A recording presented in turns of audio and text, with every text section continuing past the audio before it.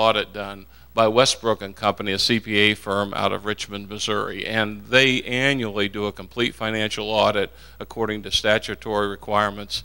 They also audit our internal control system as well as make sure that we're compliant with all state and federal regulations. So it's an annual audit, and I'm pleased to say that for the last few years, particularly, we have received a report, a clean audit report, which means that it was given with unqualified with no exceptions. And what that means is that there's no major exceptions at all related to the ability to say the school district is doing and saying and reporting the way they need to do. Another method is the DESE reporting forms. A lot of the information that's been shared today is public information on a DESE website. I'll show you that website location later. But there's a number of state reporting requirements that we meet on a regular basis that help us understand and know exactly where our money's being spent, and so the state and all those looking over us can be sure to that as well. In addition, we have an elected Board of Education, and within that Board of Education, a finance committee that on a monthly basis meets, and one of their responsibilities is to review the budget, the financial statement. They look for exceptions, major expenditures, capital improvement, textbooks, any of those kind of items they do, as well as reviewing the annual report from our internal auditor. One of the things that I've had the opportunity to be a part of is an advisory committee working with Janet, Bo, and David. We see you there. David Kripe is on that committee as well. Thank you for coming out today.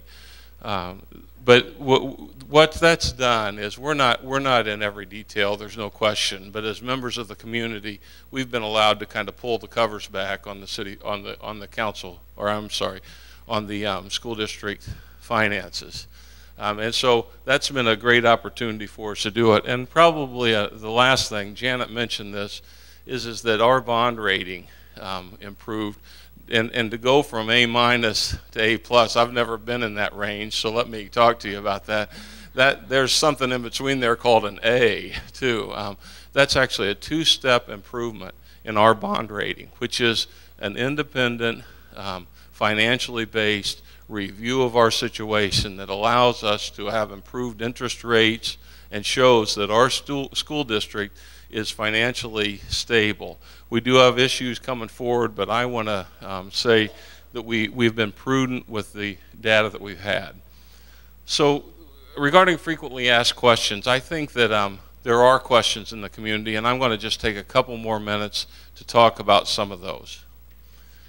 Number one, what about the St. Joe School District Reserve? Bo did a nice job of really giving the specifics, but there are a couple of practical things related to a reserve. One is financial cash flow. The school district fiscal year starts July 1st, and obviously we begin to ramp up through the fall with students coming and the expenses happening, and yet the state money from property taxes, the local effort, doesn't really begin to appear until at least December of a year. And so part of the reserve allows a school district to enjoy a cash flow. The other, and whether it's a rainy day fund or in fact a reserve, there's been prudence showed by the school board and the administration to say we didn't spend every dollar we had in anticipation of the fact that the state would not be able to continue to fund us at the normal level, and we wanted to be able to maintain stability in our school district. And so that's been sometimes talked about like a liability, but I want to make sure that everyone here knows our reserve is an asset for our district and our community. What about the gaming money? That's always a question. Didn't the gaming money solve the problem? And I'm not going to be sarcastic here. Maybe, maybe I'm not. But that's really kind of a myth. The gaming money does go to the state budget, and it does go to the state, and there is the opportunity for that to increase. And in fact, some of that money is pointed to the school, but it's designated money. When that money gets pointed to the school, other state money gets pointed away from the school. Everybody with me on that? It doesn't add to the pie. It just changes how the slice is. And so what happens is that we've not had a windfall. In fact, we've actually introduced some additional risk. I realize I'm using gambling terms here. We've actually introduced a little bit of additional risk in that the state anticipates what will come in from gaming money and sets a portion of our budget based on that. And if that gaming money doesn't happen and it's considered to go up pretty significantly, we may not even get what was intended. So it could actually work the opposite way. And in fact, it's anticipated this year, it's budgeted that gaming will make $1 million difference. And so they budgeted $1 million less of other money for us. And so there's some risk to us involved in the gaming. This slide is a little bit difficult for me to say because I want to be very clear that I've already said thank you to the district, but our teachers are our most important asset because they're having direct contact with our students. They are the ones that are there with them every day. They're the biggest resource that we have. And so it's a two-edged sword to say where we are in terms of average teacher salary. In a perfect world, we'd like for teacher salary to be able to continue to grow. But similar to what Bo's slides had showed, St. Joe is starred here, and you see the average teacher salary is I might have to get over here to see that. Is $42,037. And if you take a look at our peer group, $49,000, take a look at the Missouri average, $44,000. And so you take a look at that and it says the large expenditures, and I'm sure many of you would say in here, our teachers are not overpaid. And in fact, if you look at it and you say, well, that could be career ladder or age of teachers, our starting salary is also reflective of that.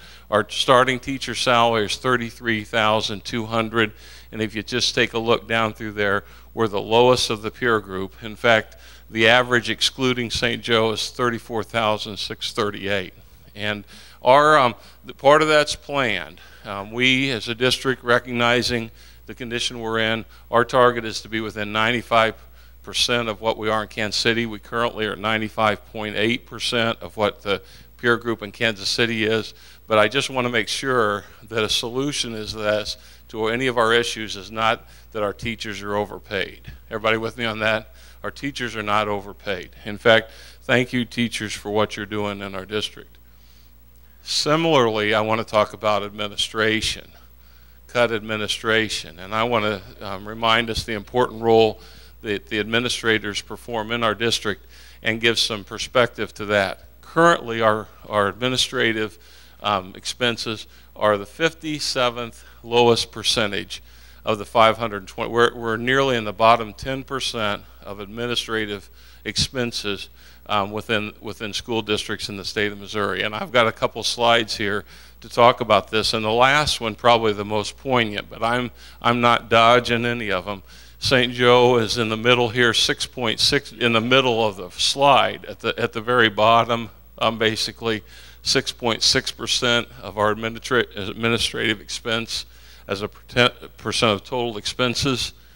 Our salaries are the lowest at $79,000, are the lowest of any of the district, the peer group, or the Missouri average. Everybody see that as the lowest of the peer group or the Missouri average.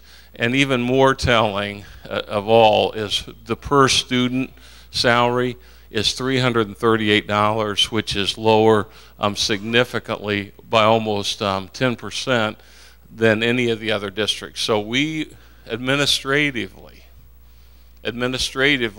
relative to other districts in the state of Missouri, we've been conservative regarding our expenses administratively. The last thing that I want to mention is that in the back of your information, as was described, there's there's some additional information. We know we've probably overwhelmed you already with data.